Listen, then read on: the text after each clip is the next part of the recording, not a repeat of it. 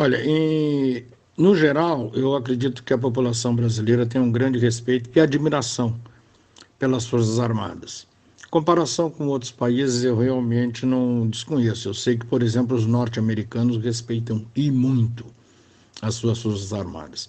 Aqui no Brasil houve uma campanha de descrédito muito grande ao longo da década de 1970, 1980, principalmente após 1985, quando criou-se a expressão entulho autoritário, mas silenciosamente fazendo o seu trabalho lá nos seus quartéis, nos seus estabelecimentos de ensino, etc.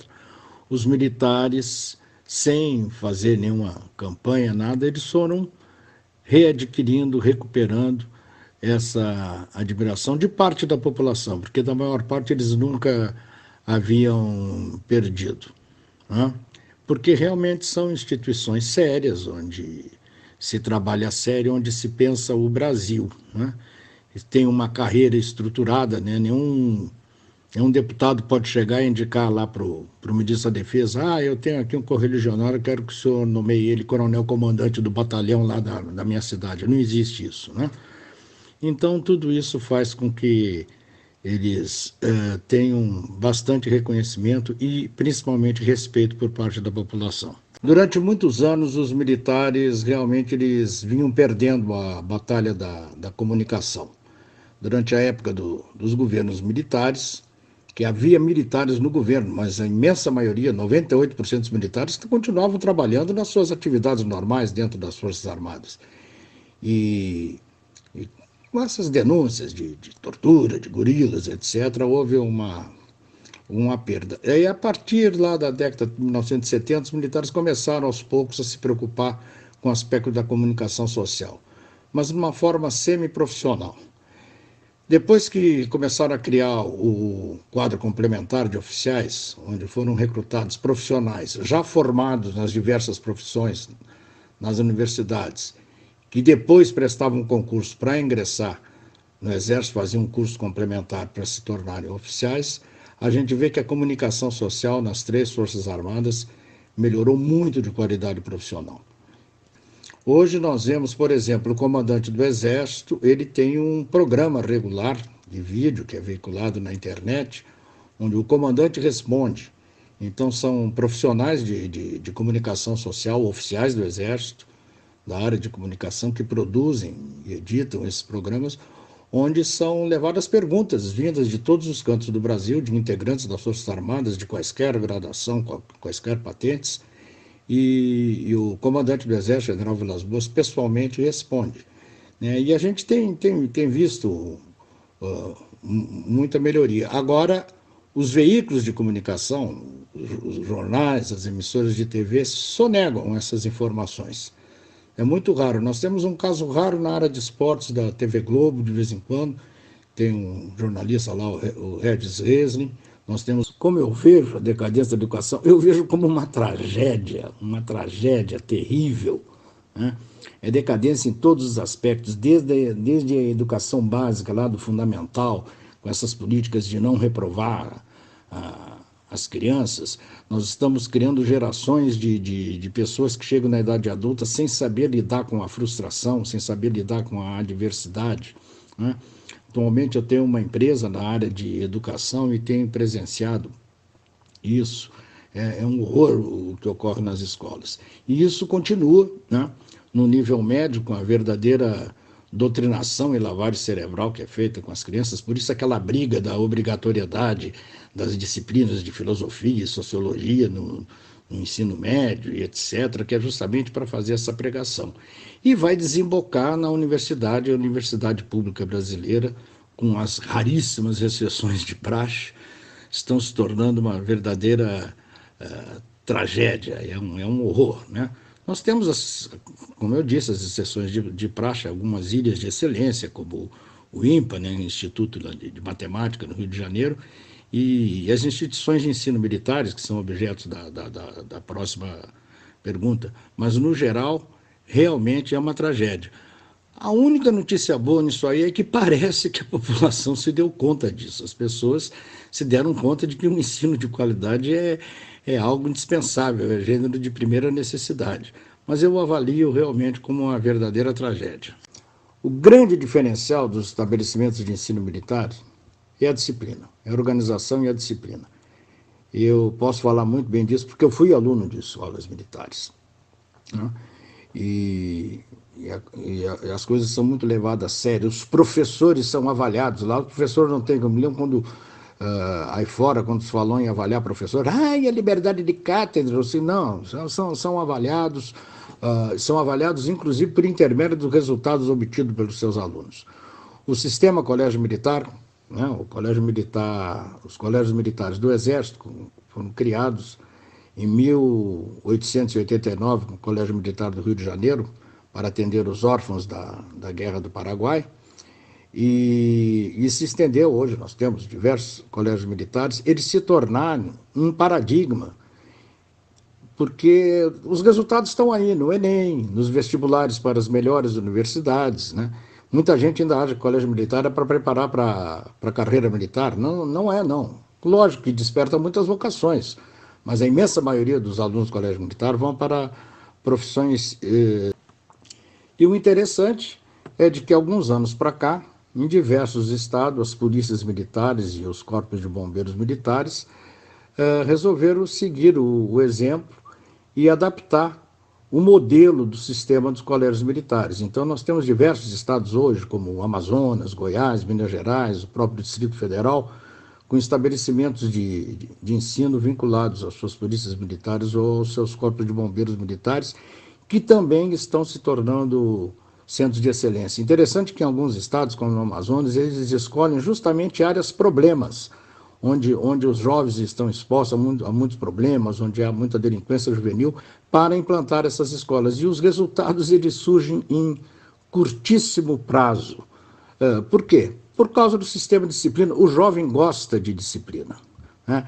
Eu assisti um vídeo há poucos instantes atrás, maravilhoso, emocionante, eu vou mandar ele, com o prefeito da cidade de Palmas, capital do Tocantins, e um colégio lá da prefeitura que, não por coincidência, é operado em convênio com a Marinha do Brasil, né?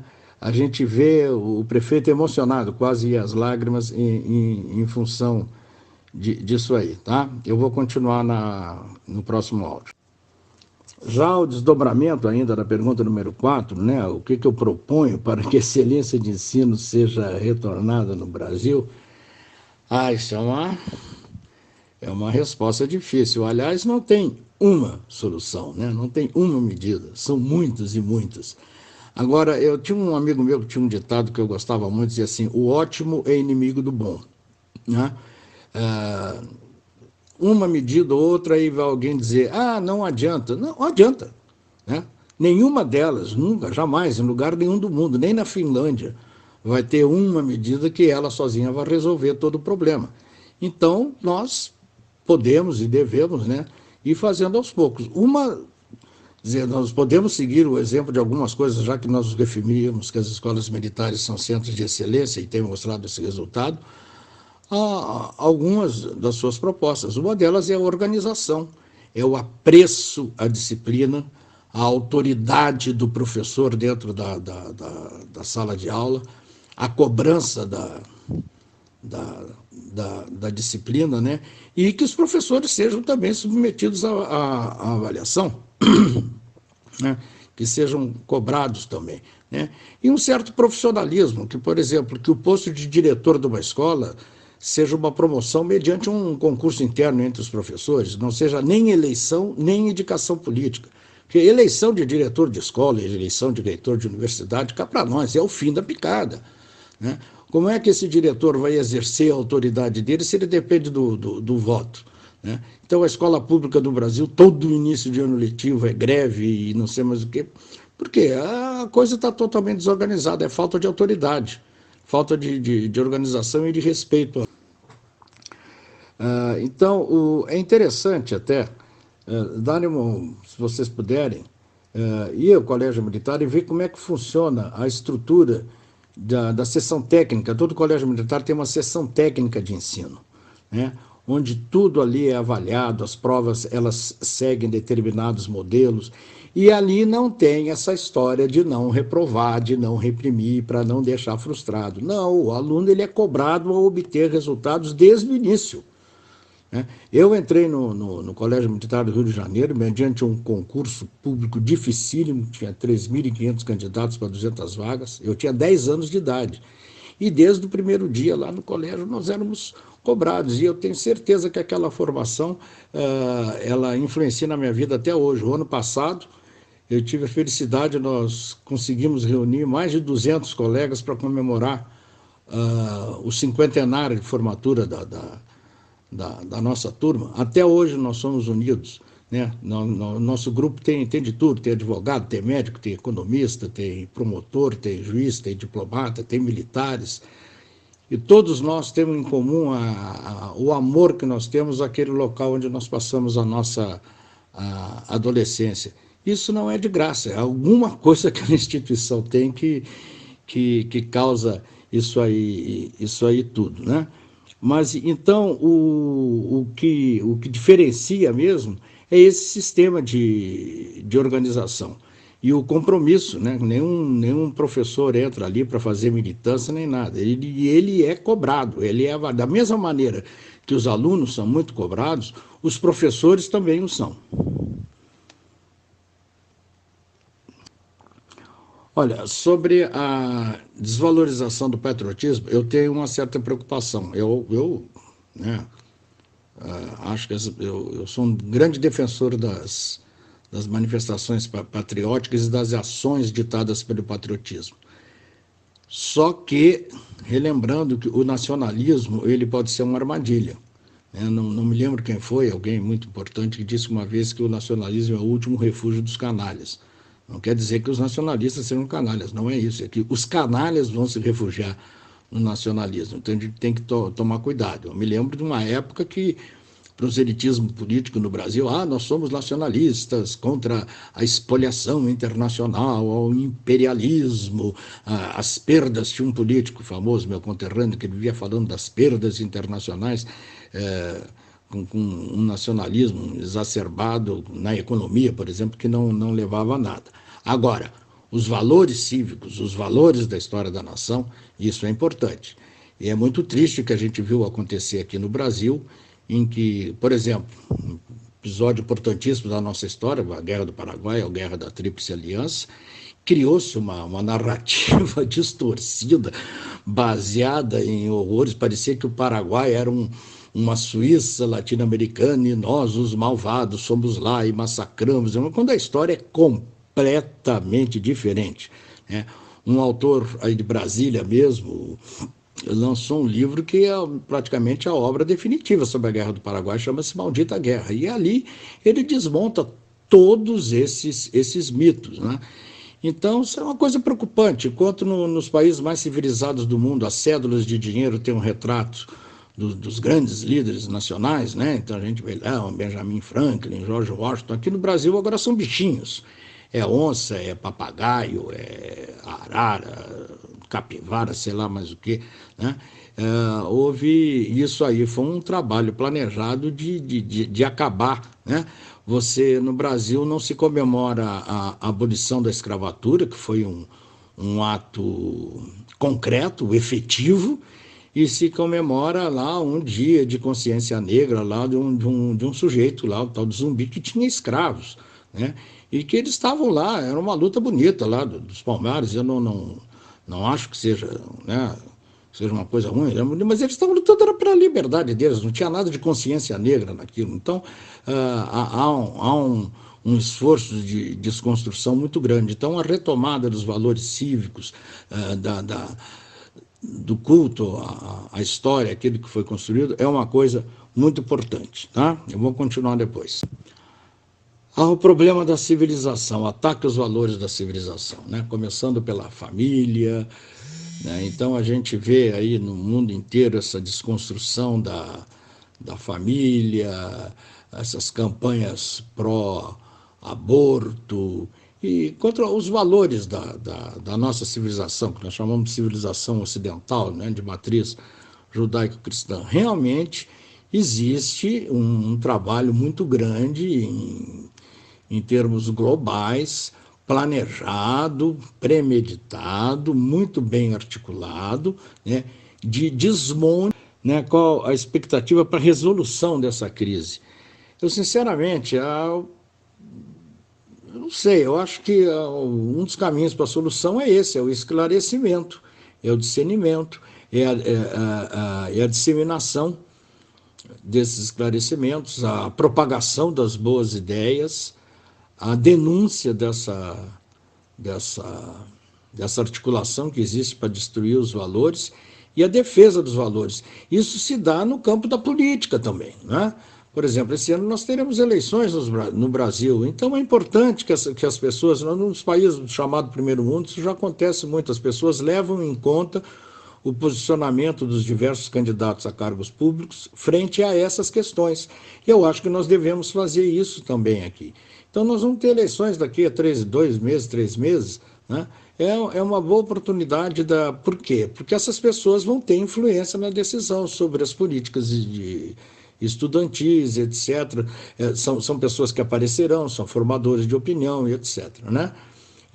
Só uma retificação, falei o primeiro estabelecimento de ensino do Brasil, não, o primeiro estabelecimento de ensino superior do Brasil foi a Escola Militar, que deu origem à atual Escola de Engenharia da Universidade Federal do Rio de Janeiro. Né? Quando eu falei sobre a Universidade Federal do Rio Grande do Sul, quer dizer, a URGS, ela nasceu no Colégio Militar, o mesmo estabelecimento que deu origem ao atual Colégio Militar de Porto Alegre, deu origem à Universidade Federal do Rio Grande do Sul. O ITA é um negócio fantástico, né?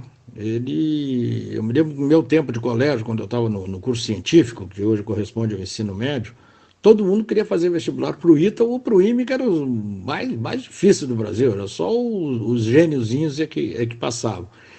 Hoje, quer dizer, nós temos aí, o Brasil é uma maior indústria aeronáutica do mundo, agora com essa fusão da Boeing com a Embraer. A Embraer existe porque existiu antes o ITA, né? Uma fábrica de cérebros que deu origem àquilo tudo. Então, esse modelo do ITA, por que não copiar esse modelo em todas as universidades públicas? Porque é um modelo que deu certo, ele tem sucesso, né? É um modelo que funciona. Então, um outro lugar onde pode se buscar alguns bons exemplos também é no Senai, né? Então, nós temos modelos que deram certo aqui no Brasil. Então vamos disseminar, vamos espalhar, né? E o ITA da Força Aérea e o Instituto Militar de Engenharia, na Praia Vermelha, ali no Rio de Janeiro, a antiga Escola Técnica do Exército, que forma também engenheiros militares, né? Então, esses aí também são estabelecimentos de ensino, né? E fora as 3 academias que formam oficiais, e a Escola de Sargentos do Exército, que agora também é de nível superior, né, em nível de tecnólogo, né, são estabelecimentos de excelência.